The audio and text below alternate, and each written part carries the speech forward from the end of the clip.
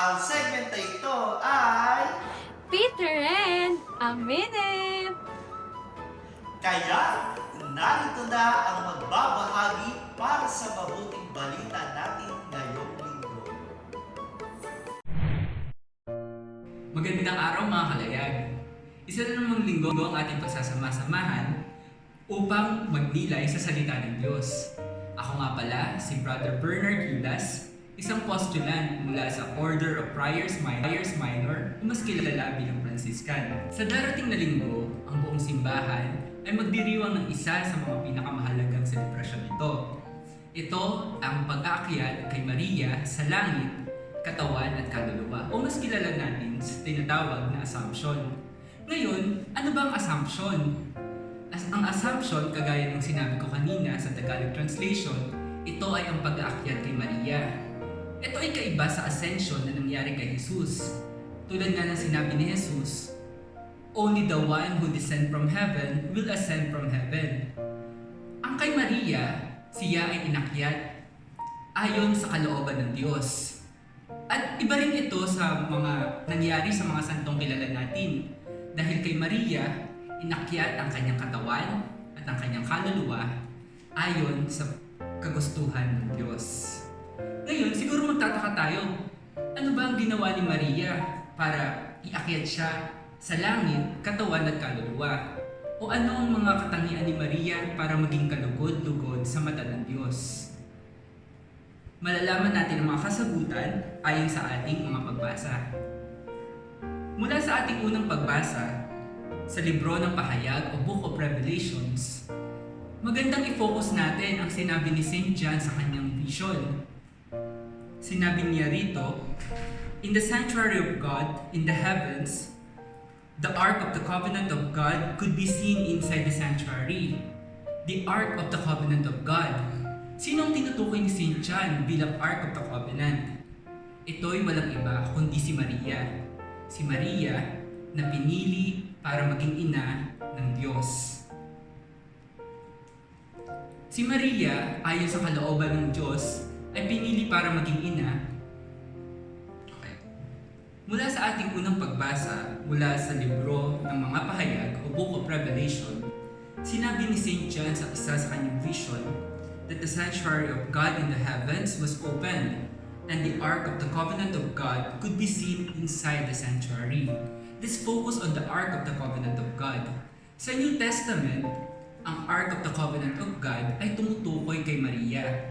Si Maria na nagdala kay Jesus na nag-fulfill ng covenant mula pa noong una sa Old Testament. Si Maria ay pinili upang maging ina ng Diyos. Hindi natin alam kung anong reason ni God para piliin siya, pero ang katangian ni Maria sa pagpili sa kanya ng Diyos na makikita natin o pwede nating i-imitate ay ang kanyang pagiging open sa plano ng Diyos. Maaaring piliin siya ng Diyos, pero na kay Maria ang choice kung papayag ba siya o hindi. Pero dahil sa pagiging open niya sa Diyos at sa plano nito, sinabi ni Maria na fiat, "Yes, your word be done unto me."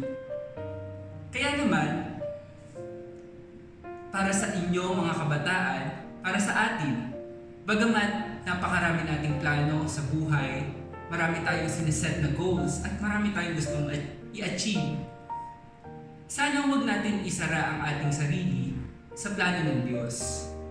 Lagi natin i-consider ano ba ang gusto niya para sa atin. Dahil through this way, we can have the fulfillment of our life. Dumako naman tayo sa gospel.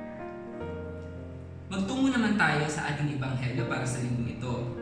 Ang gospel natin ay nagmula sa ebanghelyo ayon kay San Lucas. And this gospel narrative is about the visitation of Mary to her cousin Elizabeth. Anong katangian na makikita natin dito? Una, ang kanyang generosity.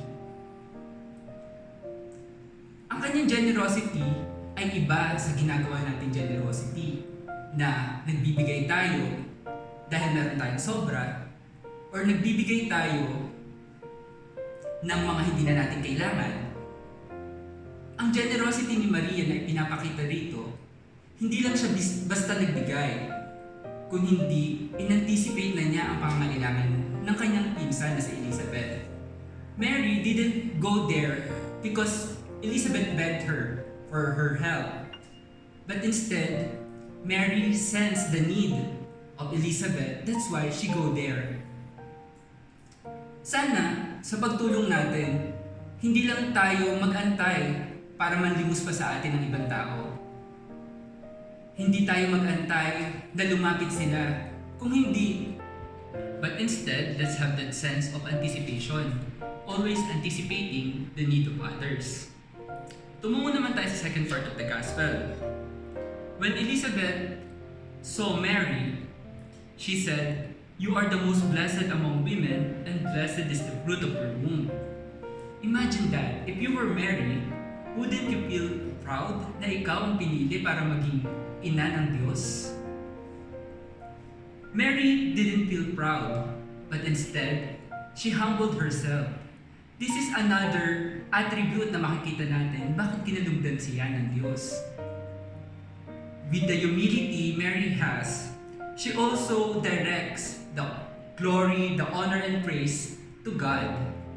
Similarly to us, even though we achieved great things, we achieved our goals, we have so much accomplishment, let us not forget to direct all the praise and glory to God. Because after all, siya naman talaga yung tumulong sa atin. Siya naman talaga yung nagbigay ng lakas para tapusin natin or ma-accomplish natin. So from the gospel, we have the three attributes or the things that Mary did para maging kalugod-lugod sa mata ng Diyos. Una, her being open to the plans of God. Second, her generosity. Third, her humility and directing all the glory and praise to God. Then yung tatanungin natin, what's in it for us? What is assumption for us? Assumption for us is a good news. Good news dahil this reiterates that God, Jesus Christ, is truly risen. Similar to what we proclaim during Easter. This is also similar to what St. Paul is reiterating in the second reading. A reading to the Corinthians. Sabi niya, Christ has been raised from the dead.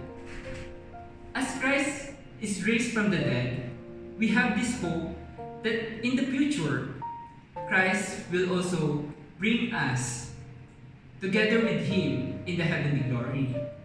Similar to what happened to His mother, Mary. To conclude, our celebration of the Solemnity of the Assumption, together with this reading, are inviting us to believe in the promise of Christ, that as He is risen, He is also bringing His whole mystical body to the glory of heaven. And while believing, we must also act or do things to concentrate our gaze to the eternal good. Because after all, earth is not our definitive home. And how do we do that?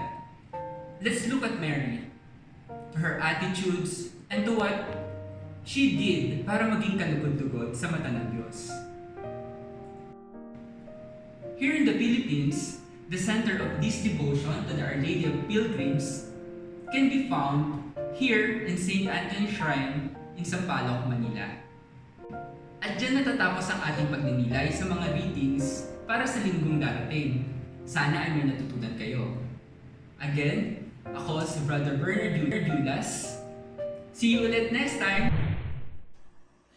Maraming salamat para sa isa na namang makabuluhang pagbabahagi.